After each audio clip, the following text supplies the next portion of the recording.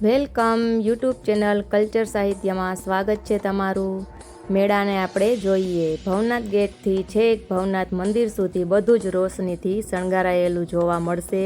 રસ્તામાં ટ્રાફિક પણ એટલી જ જોવા મળે છે। મસ્ત મજાનો નજારો જોવા મળે છે અને ચારેય બાજુ પોલીસોનો ચુસ્ત બંદોબસ્ત પણ રહેલો છે।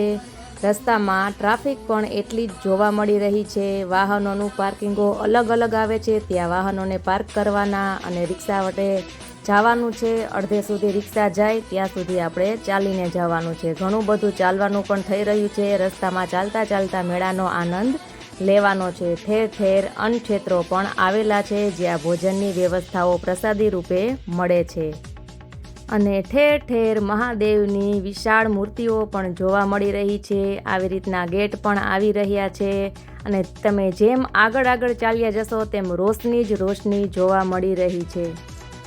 અહીંથી મેળો સ્ટાર્ટ થઈ જાય છે। જો તમે બધી જ વસ્તુઓ અહીંથી દેખાવા માંડે છે। અહીં ગણપતિ દાદાની વિશાળ પ્રતિમા જોવા મળી રહી છે।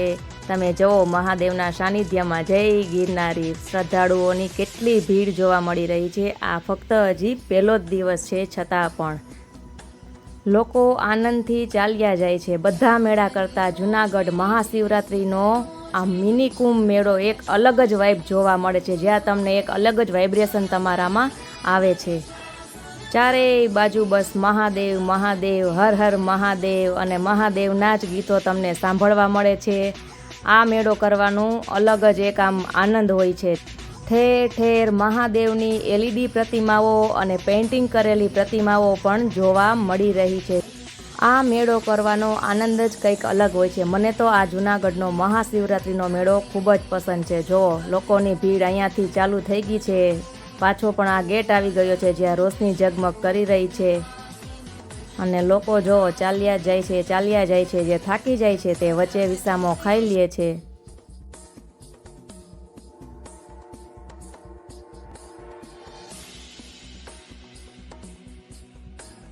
જો દિવાલોમાં બંને સાઈડ આ રીતના પેઇન્ટિંગો કરેલા જોવા મળી રહ્યા છે। મસ્ત મસ્ત ચિત્રો મહાદેવના, પાર્વતીજીના જોવા મળી રહ્યા છે। જોવો આ રીતના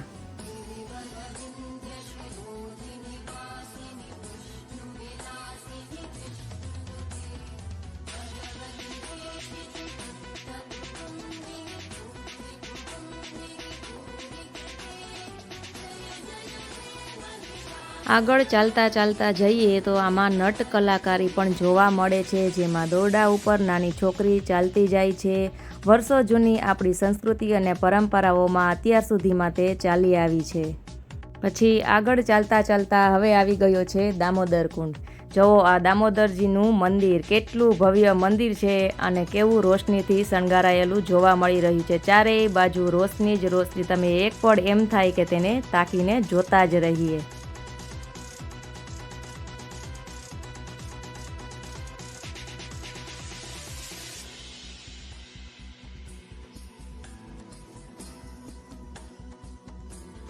હવે ત્યાંથી આગળ ચાલતા જઈએ એટલે લાઇટિંગ શો ગોઠવાયેલા છે, જેમાં અલગ અલગ કલરો જોવા મળે છે અને બંને સાઈડ દિવાલોમાં પેઇન્ટિંગો દોરેલા છે, જે મહાદેવજીના આકર્ષક ચિત્રો છે।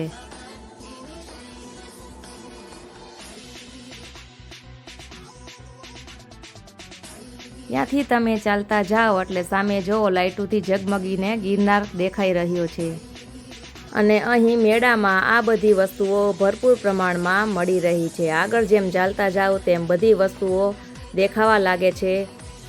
ઠેર ઠેર જગ્યાઓમાં ચા પાણીની વ્યવસ્થાઓ જોવા મળે છે અને પાણીની વ્યવસ્થાઓ જોવા મળે છે, તેમજ નાસ્તા પાણીની પણ વ્યવસ્થાઓ જોવા મળે છે। અલગ અલગ જગ્યાએથી આવેલા લોકો અહીં અન્નક્ષેત્ર પણ ચલાવી રહ્યા છે। પછી આગળ જતા આપણે એક ગ્રાઉન્ડમાં આવી ગયા છીએ, જ્યાં લાઈવ બધા ડાયરાઓ આવી રહ્યા છે, જેમાં મૈથિલી ઠાકુર પણ છે, રાજભા ગઢવી પણ છે, જેવા કલાકારો ત્યાં ગીતો પણ ગાઈ રહ્યા છે। જોવો નિહાળીએ આપણે।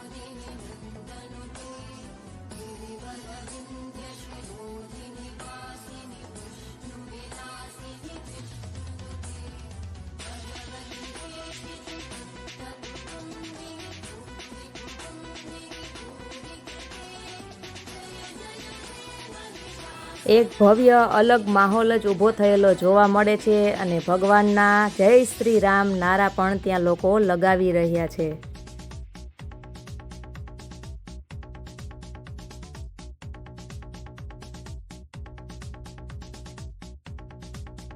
આગળ ચાલતા જાઓ તેમ અલગ અલગ કલાકારીઓ પણ જોવા મળી રહ્યા છે. હવે અહીંથી આગળ જઈએ એટલે ભવનાથનો બીજો ગેટ આવી રહ્યો છે, જે મસ્ત મજાનો રોશનીથી સુશોભિત થયેલો જોવા મળી રહ્યો છે.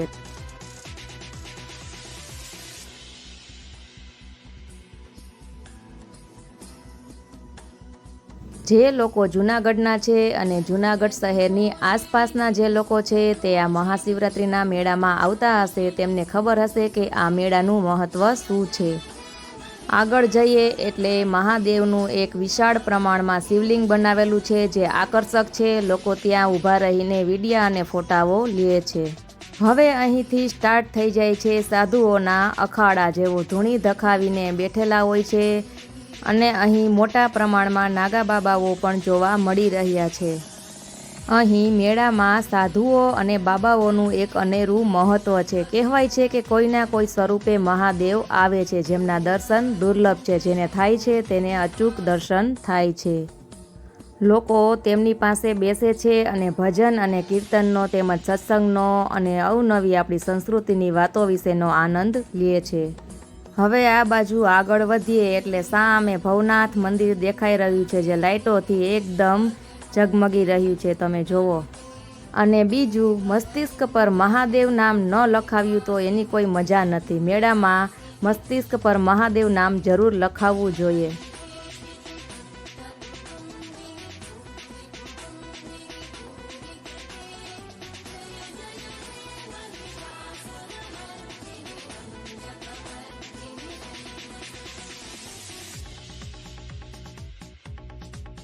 ભવનાથ મંદિરની બાજુમાં ઊભા રહીને ચારેય બાજુથી નજારો તમે જોઈ શકો છો.